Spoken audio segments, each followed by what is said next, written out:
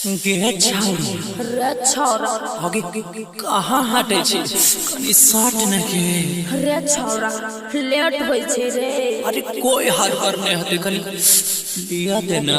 Sachin DJ sound Khadgama DJ master Sanjeev ji का mobile number है 99313116 Sachin DJ sound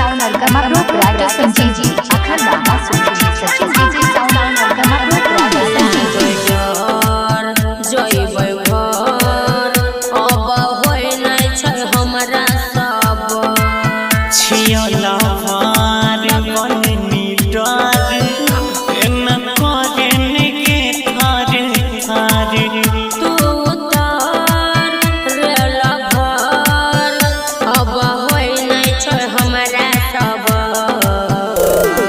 हुए दही खेला ने करे के जमेला हुए दही खेला ने करे के जमेला घूमे जेबै नदिया के तीरे घूमे जेबै नदिया के तीरे।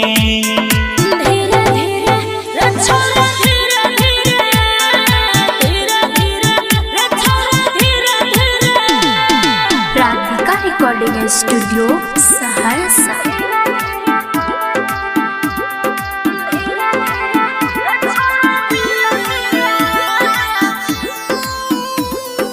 Mixing master Raju Kumar Surkapatti mixing master Raju Kumar Surkapatti mixing master Raju Kumar सुरकापट्टी।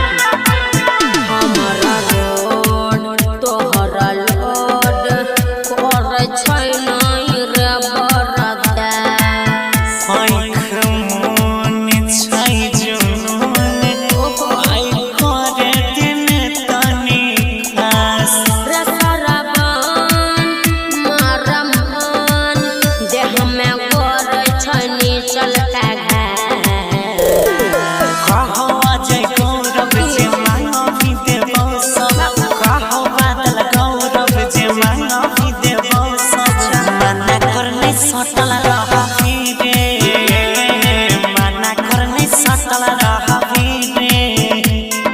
धीरे धीरे रे छौरा धीरे धीरे धीरे धीरे रे छौरा धीरे धीरे। DJ Sachin sound खड़गामा